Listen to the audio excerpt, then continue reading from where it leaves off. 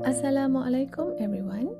Today we are diving deep into a phenomenon we all experience but often misunderstood: stress. It is crucial to realize that stress is not just a mental state, it is a total biological response. Think of stress as an integrated system of physical, cognitive, and behavioral reactions that are automatically triggered by events we perceive as threats or challenges. These triggers are what we call stressors, and they exist on a massive spectrum. On one end, we have unpredictable catastrophes like natural disasters that demand massive immediate adaptation. On the other end, we have the minor, repetitive annoyances of daily life like getting stuck in a bumper to bumper traffic jam. To study this scientifically, psychologists use tools like the Social Readjustment Rating Scale to measure the impact of major life shifts. By assigning life change units to specific milestones, the scale reveals a fascinating truth.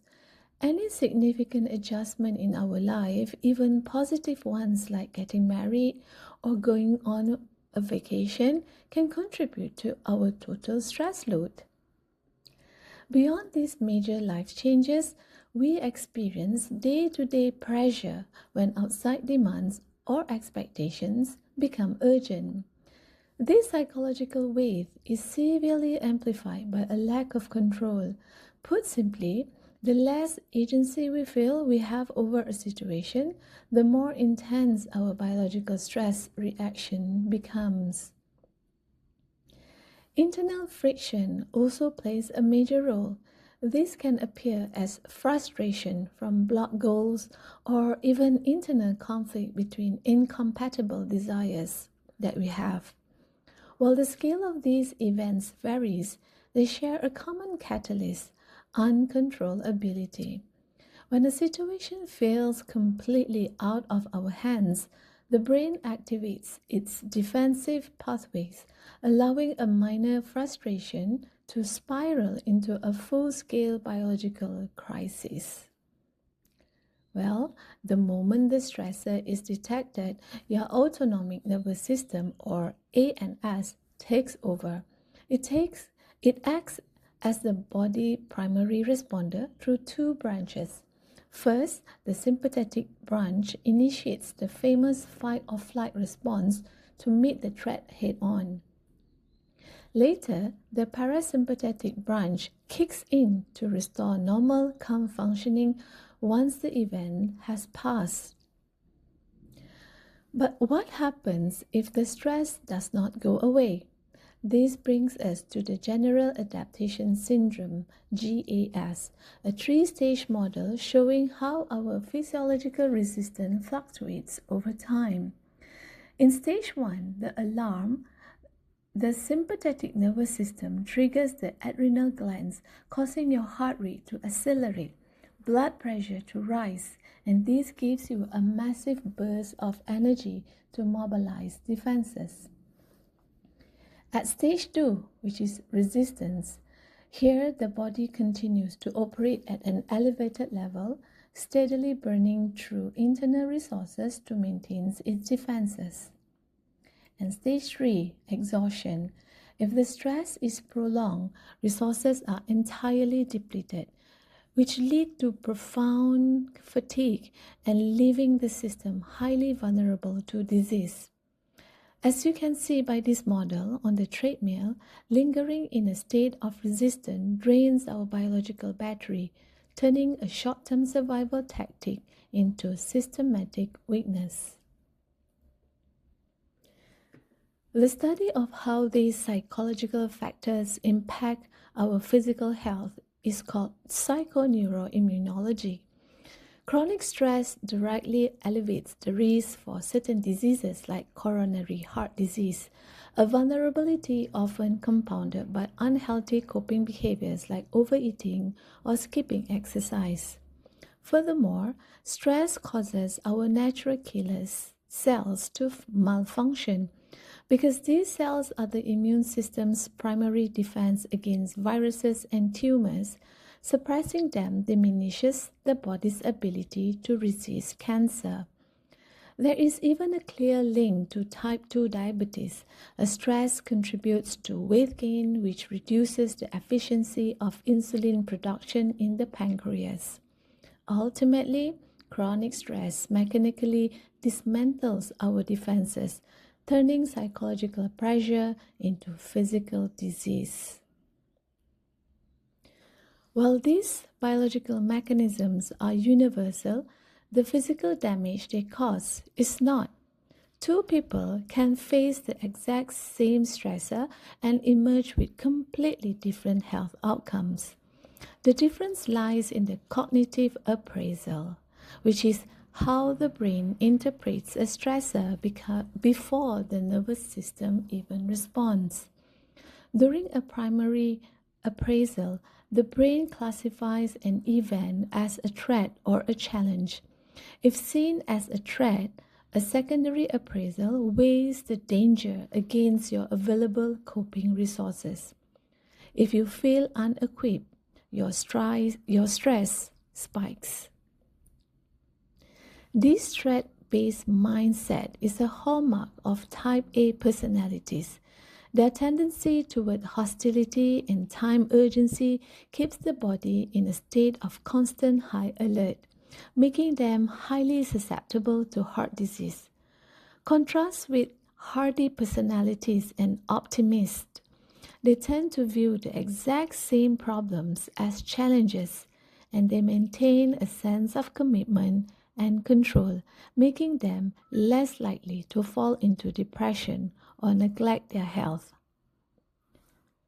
When we appraise a situation as a challenge, we experience what is known as eustress, an optimal level of stress that promotes well-being and actually peaks our performance.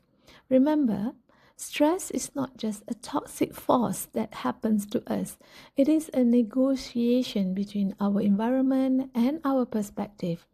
By reframing how we appraise our world, we can transform stress from a physiological burden into a profound source of resilience.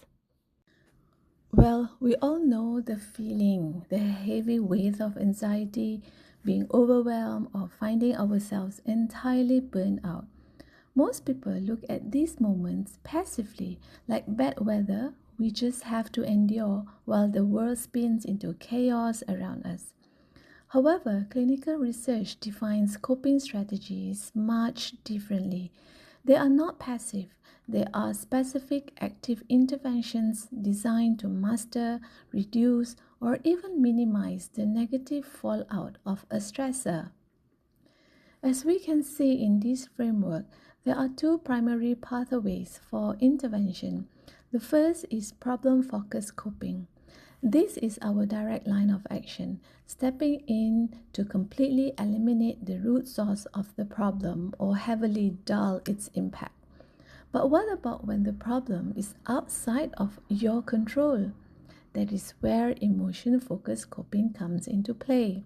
Instead of trying to alter the external situation, you shift your focus inward to change how you perceive the event, effectively reshaping your emotional response to it. True mastery over stress is simply knowing when to attack the problem and when to adjust your internal states. And to execute this effectively, we can organize our responses into a progressive escalation protocol, starting from the ground up. In level 1, it addresses the problem at the physiological level through immediate biological and emotion-specific habits.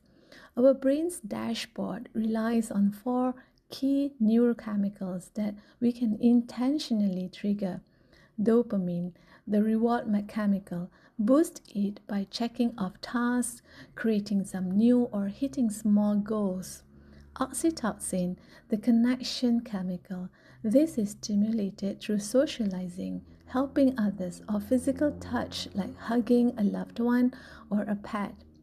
Serotonin is your mood stabilizer. You can enhance serotonin simply by spending time in nature, soaking up sunlight, or practicing mindfulness. Endorphins. It is the body's natural painkiller, triggered through exercise, laughter, or even listening to music of your favorite. We can deploy these physical levers to target specific emotional states. For instance, if you are battling burnout, taking a walk outside serves as a direct physiological counterattack.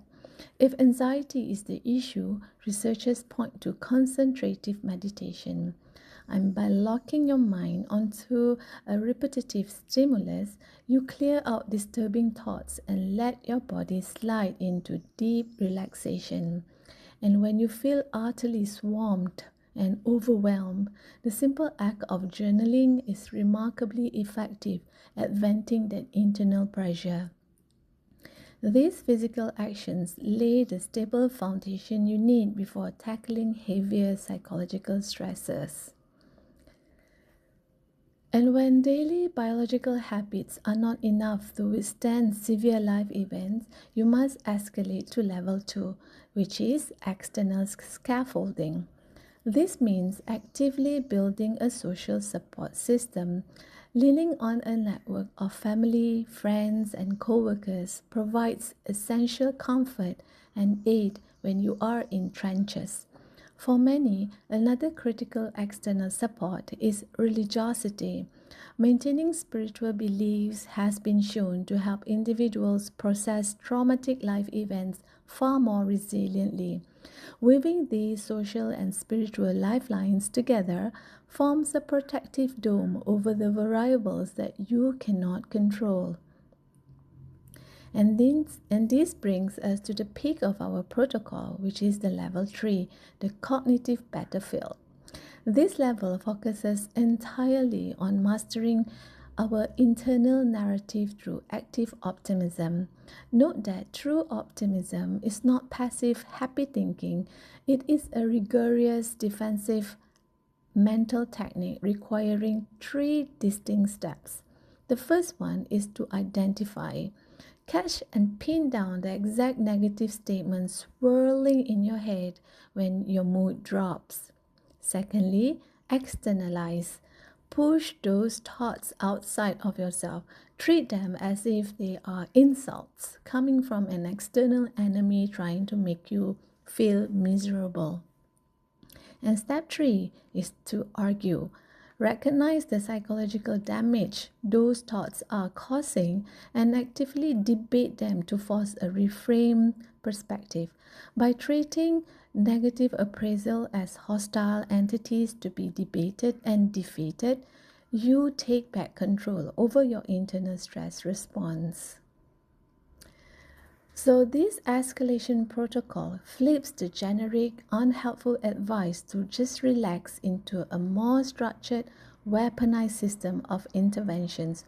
You build from the bottom up, using physical triggers like exercise, drawing on community when your internal battery runs low, and utilizing cognitive tools to dismantle negative thought patterns. True resilience means acting as the architect of your own response, deploying problem-focused elimination or emotion-focused reframing as the situation demands. When you master these 3 layers, you stop being a passive victim of your circumstances. You become a strategist, fully equipped to dismantle stress at every level of your life.